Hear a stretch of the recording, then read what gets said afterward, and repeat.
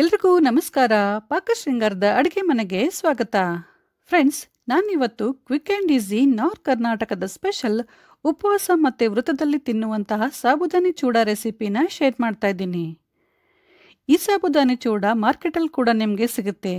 ಆದರೆ ವ್ರತ ಮತ್ತು ಉಪವಾಸ ಇದ್ದಾಗ ಮನೇಲಿ ಮಾಡಿದ್ರೇ ಚೆನ್ನಾಗಿರುತ್ತೆ ಅಲ್ವಾ? ಬನ್ನಿ ಹಾಗಾದರೆ ಮಾರ್ಕೆಟ್ ಥರದ ಸಾಬುದಾನಿ ಚೂಡನ ಮನೆಯಲ್ಲಿ ಸುಲಭವಾಗಿ ಹೇಗೆ ಮಾಡೋದು ಅಂತ ನೋಡೋಣ. ಸಾಬುದಾನಿ ಚೂಡ ಮಾಡೋಕ್ಕೆ ಈ ಥರದ ದೊಡ್ಡ ಸಾಬುದಾನಿ ಬೇಕು. ಫ್ರೆಂಡ್ಸ್, ಇದನ್ನು ನೈಲಾನ್ ಸಾಬುದಾನಿ ಅಂತ ಕರೀತಾರೆ. ಇದು ಉತ್ತರ ಕರ್ನಾಟಕದ ಕಡೆ ಸಾಮಾನ್ಯವಾಗಿ ಎಲ್ಲ ಕಿರಾಣಿ ಅಂಗಡಿಗಳಲ್ಲಿ ಸಿಗುತ್ತೆ. ಈ ಸಾಬುದಾನಿ ಆನ್ಲೈನಲ್ಲಿ ಕೂಡ ಅವೈಲೇಬಲ್ ಇದೆ. ಇದನ್ನು ಹೆಚ್ಚಾಗಿ ಚೂಡ ಮಾಡೋಕ್ಕಂತಲೇ ಯೂಸ್ ಮಾಡ್ತಾರೆ. ಫಸ್ಟು ಒಂದು ಕಡಾಯಿಯಲ್ಲಿ ಎಣ್ಣೆ ಬಿಸಿ ಮಾಡೋಕ್ಕಿಡಿ. ಗ್ಯಾಸನ್ನು ಸಿಮ್ಮಲ್ಲಿಟ್ಬಿಟ್ಟು ಎಣ್ಣೆನ ಚೆನ್ನಾಗಿ ಕಾಯಿಸಿ. ಎಣ್ಣೆ ಚೆನ್ನಾಗಿ ಕಾಯ್ದ ನಂತರ ಇದರಲ್ಲಿ ಸಾಬುದಾನಿ ಹಾಕಿ. ಫ್ರೆಂಡ್ಸ್, ಈ ಸಾಬುದಾನಿನ ನೆನೆ ಹಾಕುವ ಅವಶ್ಯಕತೆ ಇಲ್ಲ, ಡೈರೆಕ್ಟಾಗಿ ಹಾಕಿ ಎಣ್ಣೆಯಲ್ಲಿ ಫ್ರೈ ಮಾಡ್ಬೋದು. ಫ್ರೆಂಡ್ಸ್, ಈ ಸಾಬುದಾನಿ ಚೂಡ ರೆಸಿಪಿ ಇಷ್ಟ ಆದರೆ ಲೈಕ್, ಶೇರ್ ಮತ್ತು ಕಮೆಂಟ್ ಮಾಡೋದನ್ನು ಮಾತ್ರ ಖಂಡಿತ ಮರಿಬೇಡಿ. ಇನ್ನಷ್ಟು ನಾರ್ತ್ ಕರ್ನಾಟಕದ ಬೇರೆ ಥರದ ಚೂಡ ರೆಸಿಪಿಗಳಿಗಾಗಿ ಡಿಸ್ಕ್ರಿಪ್ಷನ್ ಬಾಕ್ಸನ್ನು ಚೆಕ್ ಮಾಡಿ. ಸಾಬುದಾನಿ ಫ್ರೈ ಆದ ನಂತರ ಚೆನ್ನಾಗಿ ಅರಳಿ ಮೇಲ್ ಬರುತ್ತೆ. ಎಣ್ಣೆ ಚೆನ್ನಾಗಿ ಕಾಯ್ದಿರಲಿಲ್ಲ ಅಂದರೆ ಸಾಬುದಾನಿ ಚೆನ್ನಾಗಿ ಅರಳೋದಿಲ್ಲ. ಹಾಗಾಗಿ ಎಣ್ಣೆ ಚೆನ್ನಾಗಿ ಕಾಯ್ದ ನಂತರನೇ ಸಾಬುದಾನಿ ಹಾಕಿ. ಫ್ರೆಂಡ್ಸ್, ಈ ಥರ ಚಟಪಟ ಸೌಂಡು ಕಡಿಮೆ ಆಗುವವರೆಗೂ ಇದೇ ರೀತಿ ಗ್ಯಾಸನ್ನು ಸಿಮ್ಮಲ್ಲಿಟ್ಬಿಟ್ಟು ಸಾಬುದಾನಿನ ಚೆನ್ನಾಗಿ ಫ್ರೈ ಮಾಡಿ. ಸೌಂಡು ಕಡಿಮೆ ಆದ ನಂತರ ಸಾಬುದಾನಿನ ಎಣ್ಣೆಯಿಂದ ತೆಗೀರಿ. ಆವಾಗ ಸಾಬುದಾನಿ ಚೆನ್ನಾಗಿ ಫ್ರೈ ಆಗಿದೆ ಅಂತ ಅರ್ಥ. ಇದೇ ರೀತಿ ಸ್ವಲ್ಪ ಸಾಬುದಾನಿ ಹಾಕಿ ಚೆನ್ನಾಗಿ ಫ್ರೈ ಮಾಡಿ. ಒಟ್ಟಿಗೆ ತುಂಬ ಸಾಬುದಾನಿ ಹಾಕಿದರೆ ಸಾಬುದಾನಿ ಚೆನ್ನಾಗಿ ಅರಳಲ್ಲ, ಆವಾಗ ಚೂಡ ಅಷ್ಟೊಂದು ರುಚಿಯಾಗಲ್ಲ.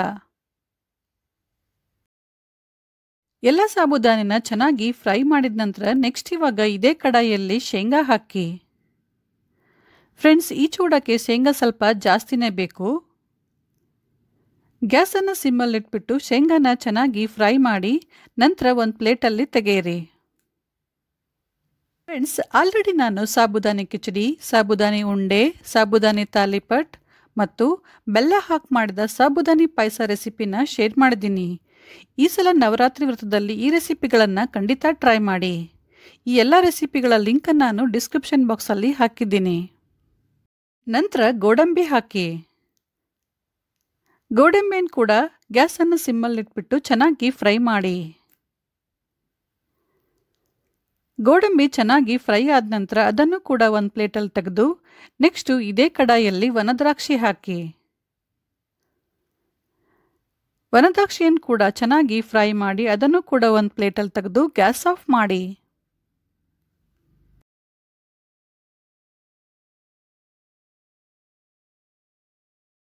ನೆಕ್ಸ್ಟ್ ಇವಾಗ ಒಂದು ಬೇರೆ ಕಡಾಯಿಯಲ್ಲಿ 2-3 ಸ್ಪೂನ್ ಎಣ್ಣೆ ಹಾಕಿ. ನಂತರ ಕಟ್ ಮಾಡಿದ 2-3 ಹಸಿಮೆಣಸಿನಕಾಯಿ ಮತ್ತು ಸ್ವಲ್ಪ ಕರಿಬೇವು ಹಾಕಿ ಚೆನ್ನಾಗಿ ಫ್ರೈ ಮಾಡಿ ಗ್ಯಾಸ್ ಆಫ್ ಮಾಡಿ. ಫ್ರೈ ಮಾಡಿದ ಸಾಬುದಾನಿ ಎಲ್ಲ ಫುಲ್ ತಣ್ಣಗಾಗಿದೆ.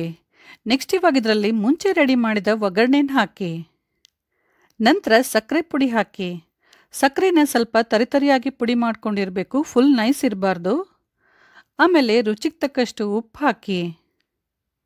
ನಂತರ ಫ್ರೈ ಮಾಡಿಟ್ಕೊಂಡ ಗೋಡಂಬಿ, ದ್ರಾಕ್ಷಿ ಮತ್ತು ಶೇಂಗಾ ಹಾಕಿ ಚೆನ್ನಾಗಿ ಮಿಕ್ಸ್ ಮಾಡಿ. ಫ್ರೆಂಡ್ಸ್, ನಾನಿಲ್ಲಿ ರೆಗ್ಯುಲರ್ ಉಪ್ಪನ್ನು ಯೂಸ್ ಮಾಡಿದ್ದೀನಿ. ನೀವು ಉಪವಾಸದಲ್ಲಿ ಉಪವಾಸಕ್ಕೆ ಯೂಸ್ ಮಾಡುವಂಥ ಉಪ್ಪನ್ನು ಹಾಕಿ. ಇವಾಗೆಲ್ಲ ಚೆನ್ನಾಗಿ ಮಿಕ್ಸ್ ಮಾಡಿದ ಮೇಲೆ ಚೂಡಾನ ಸ್ವಲ್ಪ ಟೇಸ್ಟ್ ಮಾಡಿ ನೋಡಿ. ಉಪ್ಪೇನಾದರೂ ಕಡಿಮೆ ಅನಿಸಿದರೆ ಇನ್ನೂ ಸ್ವಲ್ಪ ಉಪ್ಪು ಹಾಕಿಬಿಟ್ಟು ಚೆನ್ನಾಗಿ ಮಿಕ್ಸ್ ಮಾಡಿ.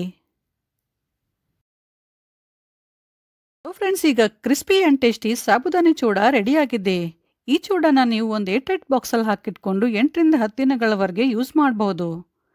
ಈ ಚೂಡ ರೆಸಿಪಿ ಇಷ್ಟ ಆದರೆ ಲೈಕ್, ಶೇರ್ ಮತ್ತು ಕಮೆಂಟ್ ಮಾಡೋದನ್ನು ಮಾತ್ರ ಖಂಡಿತ ಮರಿಬೇಡಿ. ಇನ್ನಷ್ಟು ನಾರ್ತ್ ಕರ್ನಾಟಕದ ರೆಸಿಪಿಗಳಿಗಾಗಿ ನಮ್ಮ ಚಾನಲ್ ಪಾಕಶೃಂಗಾರನ ಸಬ್ಸ್ಕ್ರೈಬ್ ಮಾಡಿ. Thank you.